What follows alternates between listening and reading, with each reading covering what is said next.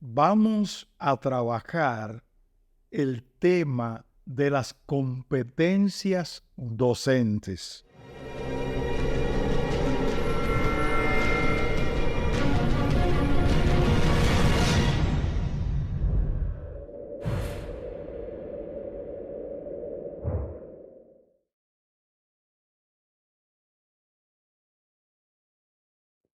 Agradecemos el interés que muestras por nuestros videos. Hagamos una breve pausa ahora mismo. Dale a me gusta o likes. De esa manera contribuyes con el crecimiento de nuestro canal. Gracias por tu colaboración. Como es de todos bien sabido, es necesario que en cualquier sistema educativo el personal docente sea suficientemente competente, porque se da el caso de que en educación las máquinas son humanas, la materia prima son seres humanos, el producto es humano. En consecuencia, las competencias docentes son fundamentales. ¿Cuál es la calificación del personal docente en el sistema educativo dominicano? Esa es una pregunta que uno pudiera interpretar de muchas maneras. Pero yo digo, bueno, si la calificación se refiriera, y sé que no es eso, pero se refiriera a contar con un título universitario, Sí. la mayoría de los docentes tienen un título universitario y un porcentaje relativamente alto tiene inclusive nivel de maestría. La pregunta tiene que ver con eso, porque recuerda que en tiempos de la formulación del primer plan decenal de educación, los niveles de titulación eran bajos. Pero, ¿cuál es la situación en este momento?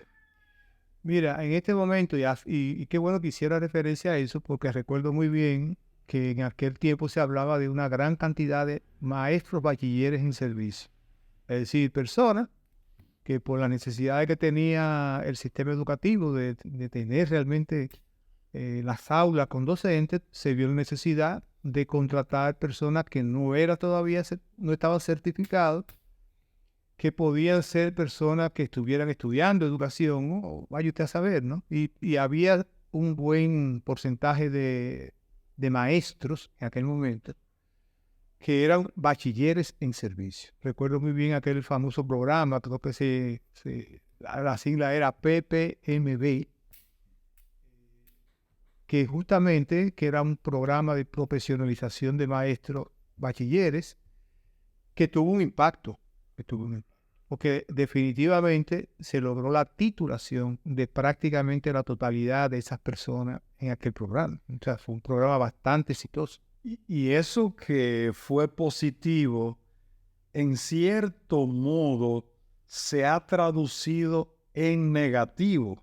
¿En qué sentido?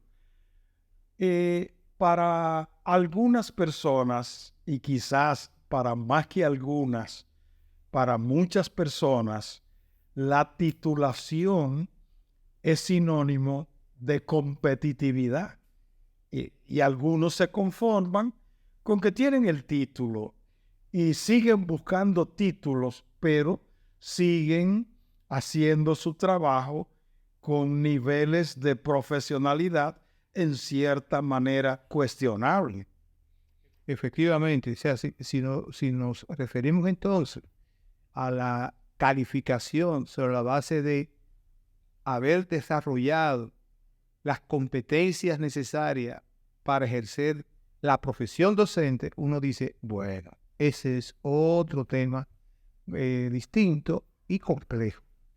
Porque si yo parto de los resultados de la evaluación del 2017, los resultados de la evaluación del 2017 lo que me dicen a mí que apenas no llega al 40% no llega al 40%, los maestros cuya evaluación alcanzó el ámbito de, digamos, de lo que uno esperaba en ese sentido, porque casi el 60%, poco más del 60%, no tiene las competencias básicas, mínimas, o no las tiene.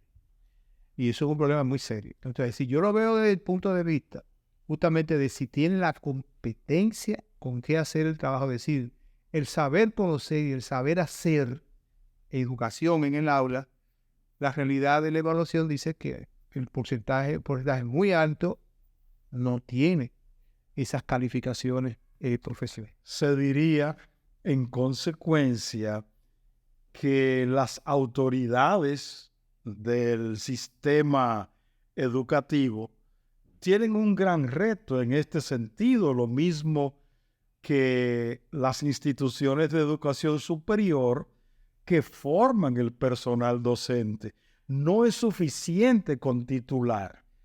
Hay que ir un poco más allá y ver si pasamos de la titulación a las competencias docentes en sí. Así mismo es. Incluso un tema que en el Ministerio de Educación se empezó a debatir, pero a la verdad que no se concluyó cuando salió aquel documento sobre lo que eran las competencias profesionales de la carrera docente, que uno decía, bueno, quizá antes de uno certificar al maestro del aula, del sistema preuniversitario, deberíamos tener la certificación en términos de la cualificación del que enseña a ese profesional, el que le da clase en la universidad. Y ese es otro tema muy serio, porque uno diría, oye, para formar un docente, tú tienes que tener una persona de un alto nivel. Aquí en el país, por razones de la realidad misma, se dice que el nivel mínimo que debería tener una persona que enseña en el nivel de licenciatura, y yo no creo que eso se dé en todas las universidades, debe ser que tenga una maestría. Y uno dice, bueno, yo no sé si en una profesión tan importante como la profesión docente, debería ser ese el mínimo. Pero bueno, esa es la realidad.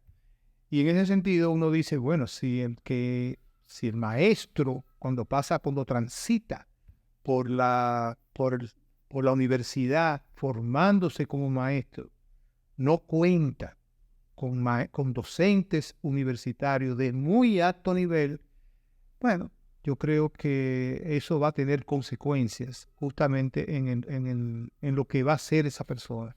Porque fíjate que la realidad, y eso hay que decirlo, la realidad en República Dominicana es que en sentido general todo el que ingresa a la carrera docente en nuestro país termina con un título docente. O sea, termina siendo maestro de inicial o maestro de básica o maestro de secundaria. Termina. Lo que uno debería preguntarse en qué condiciones termina. Y eso ya, ahí sí las cosas son mucho más complicadas. En ese sentido, yo creo que ahí hay unos retos muy grandes para fines de eso. Yo creo que hay, conjuntamente con todo lo que es la reforma de la educación universitaria, deberíamos tener una gran reforma de la educación universitaria. Es decir, de la universidad, ya y sobre todo las carreras que son importantes para el país, para formar los profesionales que el país necesita. Es equiparable con el resto de los sistemas educativos la titulación docente en el país. Si nos referimos al resto de los sistemas educativos, bueno, si la pregunta fuera con respecto a otros países, sí. Bueno, yo creo que hay en los estudios que hay a nivel internacional y muchos de los documentos que aparecen inclusive en el portal de la Organización de Estados Iberoamericanos, definitivamente en América Latina la formación docente es un gran problema, es un gran tema. O sea, no es un problema de República Dominicana, es un problema de la mayoría de los países de toda América Latina. Porque en toda América Latina quizás unos con mayores posibilidades de éxito que otros, realmente ha sido un tema muy complejo el formato C. Yo creo que hay países que uno puede, digamos, admitir que han hecho esfuerzos muy positivos. Es el caso, por ejemplo, de Uruguay, es un país que tiene una formación docente muy sólida. Es también el caso de Costa Rica, también tiene una formación docente muy sólida. Chile tiene una formación docente sólida. Pero cuando yo escucho a los compañeros, Colombia de alguna manera también tiene un sistema de formación docente muy importante. Pero cuando yo escucho, por ejemplo, a compañeros de Paraguay, cuando yo escucho a compañeros, a personas que conozco de Guatemala, de Nicaragua, Honduras, la realidad es seria. O sea, realmente hay demasiados temas pendientes en la región como para uno poder sentirse, digamos, satisfecho con lo que la región hace en materia de aprendizaje en los estudiantes. Y quizá el indicador más claro de ese problema son los datos que revelan los estudios internacionales, porque casi todos esos países participamos en los estudios internacionales, y uno puede decir que no, que en los estudios internacionales hay como 3 grupos: la región que es de América Latina, que es la región donde los logros de aprendizaje de los estudiantes generalmente son los más bajos, con muy contadas excepciones, lo que me dice a mí, o lo que nos dice a todos, que definitivamente compartimos una misma realidad y que tiene mucho que ver con la profesionalización del maestro. ¿En qué medida las competencias docentes, ya no la titulación, las competencias docentes satisfacen los requerimientos del sistema educativo dominicano? Bueno, yo creo que la pregunta también, la respuesta no podrá ser otra, prácticamente la misma.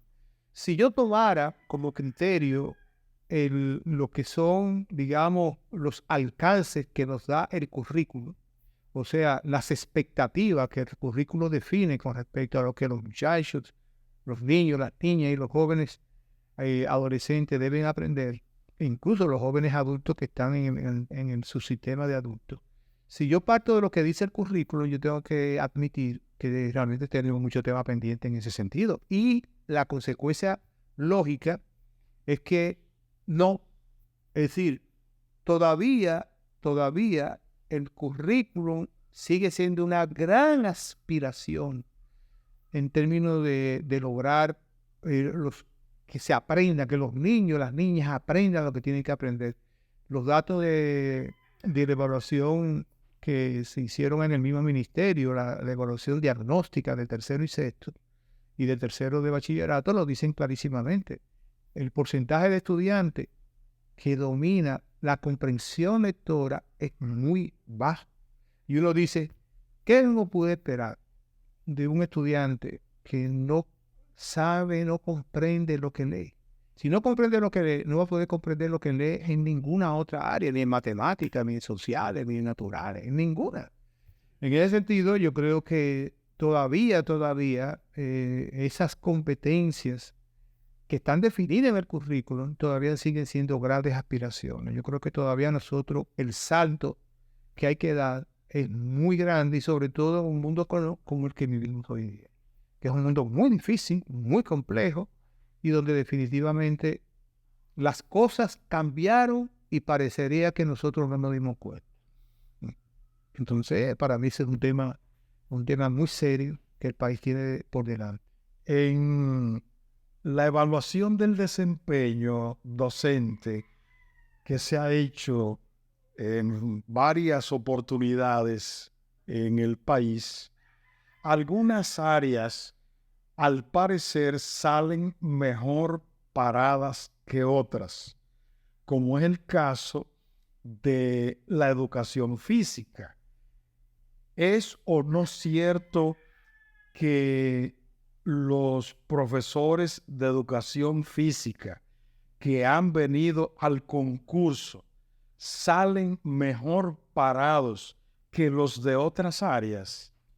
Mira, sí, efectivamente, hay esa información de que que concursa para maestros de educación física, en sentido general, hay una tendencia a tener mejores resultados que los del resto. Y eso es un tema interesante, porque uno debería preguntarse, debería saber si es que la oferta en educación física, en sentido general, tiene mayor calidad en el ámbito universitario que las otras ofertas. O uno puede decir, o es que el que va a la educación física va con unas predisposiciones personales distintas, como puede ser motivación, interés, qué sé yo, todas esas cosas. Yo te digo porque inclusive yo he conocido varias personas, bachilleres, que tenían ese asunto de querer especializarse en educación física. Y a mí me llamó la atención en esos casos que yo conocí, pero son casos aislados que uno no puede tomarlo como total certeza, donde había una alta motivación. O sea, tenían mucho empeño realmente por formarse y por lograr incorporarse a la escuela ya como profesor de educación física. Es un dato interesante que yo creo que deberíamos estudiarlo más a fondo como para poder entenderlo mucho. Yo pienso que aquellos candidatos, bachilleres que van a la universidad a formarse en el área de la educación física, generalmente vienen de practicar algún deporte por mucho tiempo. Es decir, que en cierto modo hay una predisposición, tal como tú estás indicando. Sí, pienso que sí, eso puede ser también un elemento que puede explicarnos por qué esos datos se mueven en ese sentido. Sí. Generalmente ocurre eso, son personas que vienen de una práctica deportiva y tienen el interés de formar y quieren el interés de incorporarse a la escuela, a formar muchachos en ese ámbito. Y yo creo que, como te decía, yo creo que es un tema que sería interesante uno estudiarlo, mirar bien los datos, quizá hacer un estudio de campo con esa misma persona, de tal manera que uno pudiera tener certezas de qué es lo que pasa ahí. O sea, qué diferencia a un grupo de otro, por ejemplo. Pero a mí me parece un tema muy curioso, ¿no? Claro. ¿Cómo ha impactado el mejoramiento de la titulación docente la calidad de la educación? Sabemos que la titulación no necesariamente está vinculada al impacto de la calidad de la educación. Sin embargo, un poco más, un poco menos, se podría decir que de alguna manera hay algún impacto o sencillamente el impacto ha sido nulo. Mira, para hablar de impacto, yo necesitaría tener los resultados de los logros de aprendizaje de los estudiantes antes de empezar el programa de titulación, ese programa que te mencionaba y lo que han continuado. Y después, para comparar eso. Porque como te digo, en sentido general, si el dato que yo asumo fuera los datos que yo tengo de la evaluación de desempeño, yo diría que la titulación todavía no ha impactado como se esperaría todo este tema. Es más, te voy a dar un dato que es complicado y quiero que lo tomen con cuidado. Cuando estaba en el Instituto Dominicano de Evaluación e Investigación de la Calidad Educativa, INEICE, hicimos un estudio sobre el nivel de conocimiento que los maestros del primer ciclo tenían sobre la matemática que debían enseñar. Y óyeme, ocurrió una cosa muy curiosa, que el nivel de logro que tenían esos mismos maestros sobre la matemática que ellos debían enseñar era proporcionalmente indirecto a la titulación que tenían. Y uno decía, uy, ¿qué pasó aquí? Es decir, el maestro que tenía, no eran muchos en el estudio, la muestra fue de alrededor casi 300 docentes a nivel nacional. Aquellos docentes que tenían nivel doctoral, nivel de maestría, tenían menor logro en el conocimiento de la matemática que debían enseñar que aquellos maestros que tenían una licenciatura. Y uno dice, ¿por qué? ¿Qué pasó ahí? O sea, uno no esperaría eso. Claro, yo siempre le decía a las amigas cuando estábamos haciendo los análisis y la discusión, bueno, espérate. Es que posiblemente si seguimos investigando nos vamos a dar cuenta que el doctorado no es ni siquiera en el área de su ejercicio de habla. A lo mejor hizo un doctorado en qué sé yo, en cualquier otra cosa, pero eso no va a mejorar necesariamente su desempeño como maestro. ¿De qué adolecen los planes de estudio de formación de maestros? Bueno, mira, si yo, por las discusiones que hemos tenido sobre ese tema de la formación de maestros, hay un concepto que para mí es muy claro. Y ese concepto, de manera distinta, se lo he oído mencionado a varias personas que conocen muy bien el tema de formación docente. Y es el concepto de en qué medida la formación docente, o sea, la formación que ofrece la universidad, es capaz de transformar culturalmente a esa persona con respecto a cómo se enseña. Yo recuerdo un trabajo que publicamos en el instituto, que fue un trabajo muy interesante, que escribió Ramón Flores, el ingeniero Ramón. Todo el que conoce a Ramón Flores sabe de las capacidades que ese señor tiene y del interés que tiene en el ámbito del tema educativo. Y yo recuerdo que él empezaba el libro diciendo, la profesión de maestro es una profesión con la que estamos ligados y acostumbrados desde que nacemos. ¿Por qué? Porque vamos a una escuela, vemos cómo es que funcionan los maestros, pasamos todos los cursos, los niveles de la escuela y tenemos una idea de quién es un buen maestro o quién no es un buen maestro. Y con ese esquema, posiblemente ese esquema se queda para toda la vida. Y la universidad no es capaz de cambiar esos esquemas, no reconociendo que posiblemente hoy día tú dispones de una serie de situaciones que se están apareciendo. Por ejemplo, el tema este de un conocimiento que es público, que ya no está solo en un libro de texto que el maestro tiene ahí debajo del brazo, no, eso es público, al uso de las herramientas tecnológicas o también a lo que tiene que ver con los grandes retos que plantea el mundo de hoy, que tú dices, bueno, pero es que se requiere como una transformación de ese ser docente, o sea, y yo creo que en ese sentido, por ahí viene el problema, o sea, posiblemente la formación docente está muy llena de cosas que podrán ser interesantes, pero que no son capaces de transformar a la persona, de darle las herramientas para que esa persona, como decía Delors en su libro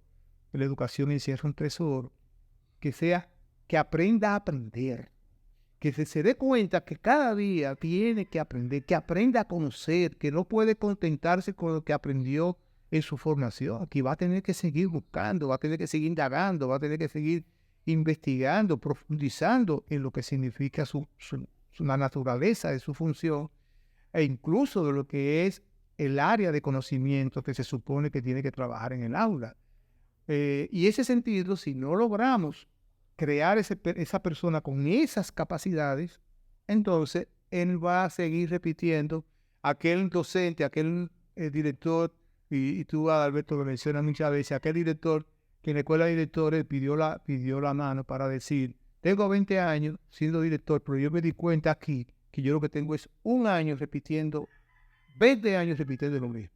Y uno dice, pero ¿por qué pasó ahí? No, porque efectivamente lo que él aprendió al principio, o lo que él sabía de lo que era un director, por lo que él había visto antes, se fue repitiendo y repitiendo y repitiendo y repitiendo, y no fue capaz de de hacer cosas distintas. Y yo creo que eso es una realidad. Eso es una realidad. Yo lo digo de otra manera, desde mi punto de vista de información psicológica, sobre todo con las cosas que conozco. Si no somos capaces en la formación docente de transformar las estructuras mentales, o sea, esa estructura con la cual nosotros vemos, entendemos, comprendemos la realidad educativa, si no somos capaces de hacer una transformación de esas estructuras mentales, no vamos a poder avanzar en materia educativa. ¿Qué sentido tendría implementar un plan de educación continuada y desarrollo profesional en el sistema educativo dominicano? Bueno, para mí eso es fundamental. Eso es fundamental. Inclusive, viéndolo desde otras profesiones, por ejemplo, tengo amigos médicos, tengo amigos del área de ingeniería, tengo amigos de muchísimas otras áreas, que yo veo que ellos están continuamente participando en congresos, en no sé qué, en actividades que tienen que ver con su profesión como tal, porque ellos dicen, es que esto está cambiando demasiado y tengo que estar siempre al día y tengo que estar buscando, investigando, leyendo. Si yo no estructuro un plan permanente de formación continuada o de formación continua, como se le quiera llamar, y que tenga que ver con el desarrollo profesional, señores, lo que vamos a hacer es tener docentes que van a estar toda la vida haciendo lo mismo, sin aportar nada nuevo. Y yo digo que el mundo ha cambiado tanto, que realmente el docente que se formó hace 10 años, en el momento que estamos viviendo ahora, tiene que revisar muchas cosas, porque es mucho lo que ha cambiado. Te doy un dato. Yo tengo ahí que yo estoy suscrito a la página de la NASA. Y como ustedes saben, esa entidad norteamericana que tiene que ver con todo lo que es vuelo espacial y investigación y todo eso. Sucede que con las últimas fotos del telescopio James Webb, que está tirando fotos ahí a diestra y siniestra, de pronto han descubierto una galaxia que ellos dicen, pero eso es imposible, porque esas galaxias son más antiguas de lo que nosotros creíamos que tenía el sistema, el cosmos. Si eso es verdad, entonces dicen ellos, vamos a tener que revisar toda la teoría que hasta ahora tenemos sobre el cosmos, porque hemos encontrado una evidencia que nos está rompiendo todos los esquemas, pero eso está pasando todos los días. Y si eso está pasando todos los días en ese ámbito, señores, lo que está pasando en el ámbito de las neurociencias, de lo que está pasando en todo ese ámbito de ese cerebro que como se dice, es un órgano que va transformándose a una velocidad increíble, como la persona va. O sea, yo creo que es mucho lo que tenemos que aprender en educación.